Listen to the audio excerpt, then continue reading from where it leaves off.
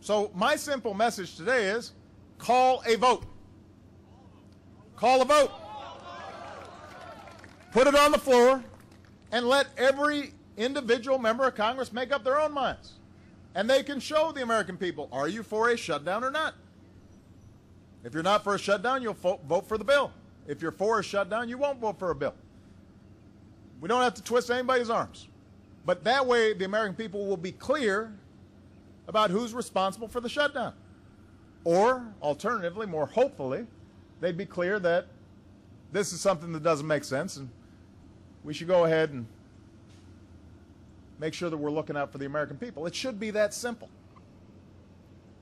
But as I said, the problem we've got is that there's one faction of one party in one half of one branch of government that so far has refused to allow that yes or no vote unless they get some massive partisan concessions in exchange for doing what they're supposed to be doing anyway, in exchange for doing what everybody else agrees is necessary. And they won't agree to end the shutdown until they get their way. And you may think I'm exaggerating, but just the other day, one Tea Party Republican called the idea of a shutdown wonderful. Another said that a shutdown is exactly what we wanted. Well, they got exactly what they wanted. Now they're trying to figure out how to get out of it. Just yesterday, one House Republican said, I'm quoting here, all right, because I want to make sure people understand I didn't make this up. One House Republican said, we're not going to be disrespected. We have to get something out of this, and I don't know what that even is.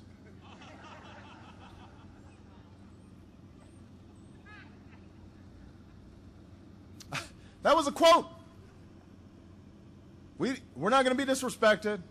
We got to get something out of this, and I don't know what that even is. Think about that. You have already gotten the opportunity to serve the American people. There's no higher honor than that.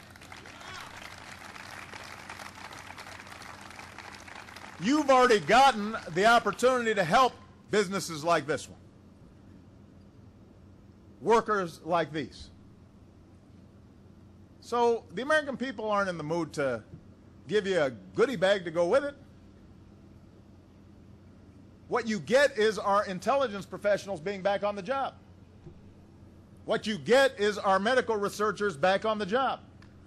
What you get are little kids back into Head Start. What you get are our national parks and monuments open again. What you get is the economy not stalling but continuing to grow. What you get are workers continuing to be hired. That's what you get.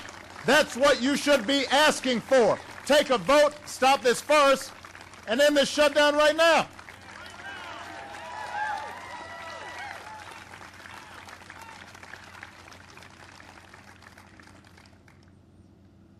If you're being disrespected, it's because of that attitude you got. That you deserve to get something for doing your job. Everybody here just does their job, right? You don't, if you're working here and in the middle of the day you just stopped and said, you know what, I want to get something, but I don't know exactly what I'm going to get, but I'm just going to stop working until I get something, and I'm going to shut down the whole plant until I get something. You'd get fired. Right? Because the deal is you've already gotten hired, you've got a job, you're getting a paycheck, and so you also are getting the pride of doing a good job and contributing to a business and looking out for your fellow workers. That's what you're getting. Well, it shouldn't be any different for a member of Congress. Now, unlike past shutdowns, I want to make sure everybody understands this, because again, sometimes the tendency is to say, well, both sides are at fault. This one has nothing to do with deficits or spending or budgets. Our deficits are falling at the fastest pace in 60 years. We've cut the deficits in half since I took office.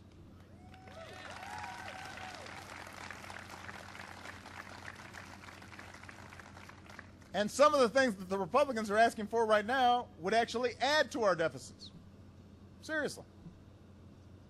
So this is not about spending, and this is not about fiscal responsibility. This whole thing is about one thing: the Republican obsession with dismantling the Affordable Care Act and denying affordable health insurance to millions of Americans. That's all this has become about. That seems to be the only thing that unites the Republican Party these days. Through this whole fight, they've said the American people don't want Obamacare, so we should shut down the government to repeal it or delay it. But here's the problem. The government's now shut down, but the Affordable Care Act is still open for business. So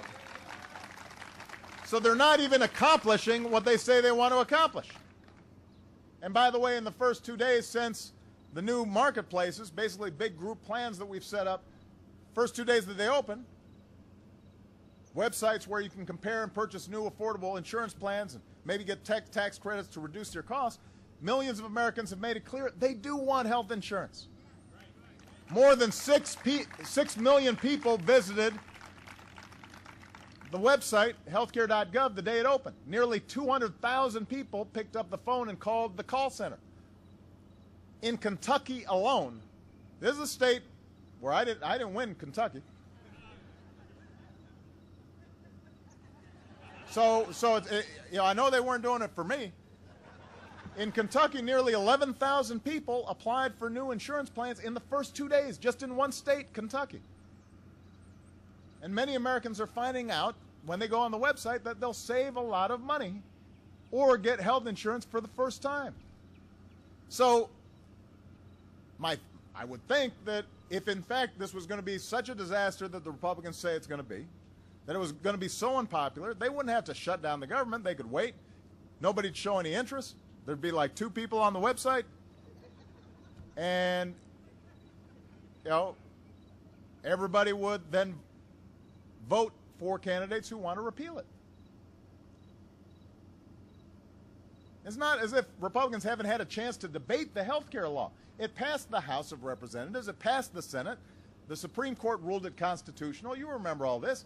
Last November, voters rejected the presidential candidate that ran on a platform to repeal it. So the Affordable Care Act has gone through every single democratic process, all 3 branches of government. It's the law of the land. It's here to stay. I've said to Republicans, if there are specific things you think can improve the law to make it even better for people as opposed to just gutting it and leaving 25 million people without health insurance, I'm happy to talk to you about that. But a Republican shutdown won't change the fact that millions of people need health insurance and that the Affordable Care Act is being implemented. The shutdown does not change that.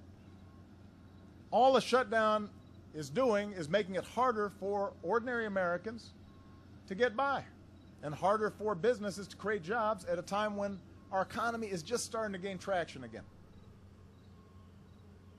You've heard Republicans say that Obamacare will hurt the economy, but the economy has been growing and creating jobs. The single greatest threat to our economy and to our businesses, like this one, is not the Affordable Care Act. It's the unwillingness of Republicans in Congress to stop refighting a settled election or making the demands that have nothing to do with the budget. They need to move on to the actual business of governing. That's what will help the economy. That's what will grow the economy. That's what will put people back to work.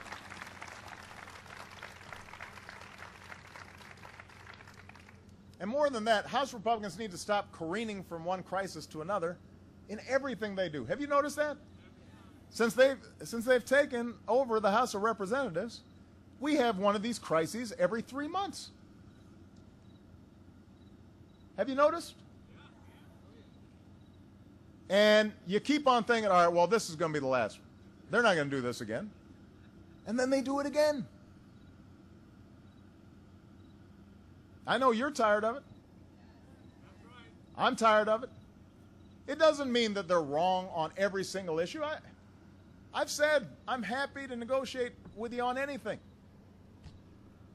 I don't think any one party has a monopoly on wisdom. But you don't negotiate by putting a gun to the other person's head. Or worse yet, by putting a gun to the American people's head by threatening a shutdown.